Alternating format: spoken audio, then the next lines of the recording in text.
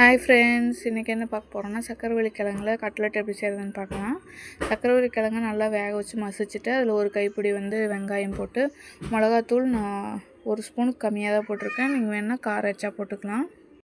உப்பு தேவையான அளவு, கரம் மசாலா ஒரு அரை ஸ்பூனு, சீரகத்தூள் ஒரு அரை ஸ்பூனு, இதை மட்டும் போட்டு நல்லா மிக்ஸ் பண்ணிக்கணும். நல்லா மிக்ஸ் பண்ணிவிட்டு கார்ன்ஃப்ளவர் மாவு ஒரு 4 ஸ்பூன் போட்டு அதையும் நல்லா மிக்ஸ் பண்ணி அதை எப்படி நம்ம கட்லெட்டுக்கு உருண்டை பிடிச்சி தட்டி எடுப்போமோ அதே மாதிரி எல்லாம் நல்லா மிக்ஸ் ஆனோடனே தட்டி தனியாக எடுத்து வச்சுக்கணும். அதே நான் ரஸ்க்கு 2 இதை நல்லா அந்த செரவுறதுல செரவி வச்சுருக்கேன்.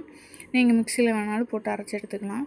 எடுத்துகிட்டு நம்ம மாவு இத்தினோண்டுக்கு ஒரு 2 ஸ்பூன் மட்டும் மைதா மாவு போட்டு கரைச்சி வச்சுருக்கேன். அதில் டிப் பண்ணி நம்ம செரவி வச்ச ப்ரெட்டில் பரட்டி பேன் இல்லைன்னா தோசைக்கல்ல நல்லா சூடு பண்ணிவிட்டு சிம்மில் வச்சுக்கணும். ஃபுல்லாக சிம்மில் வச்சுட்டு எண்ணெய் ஊற்றி அதை 4 பீஸை போட்டு நல்லா சிம்மிலேயே வேக வச்சு எடுத்தோம்னா கட்லெட் ரெடி. ட்ரை பண்ணி பாருங்கள், டேஸ்ட்டு சூப்பராக இருந்துச்சு.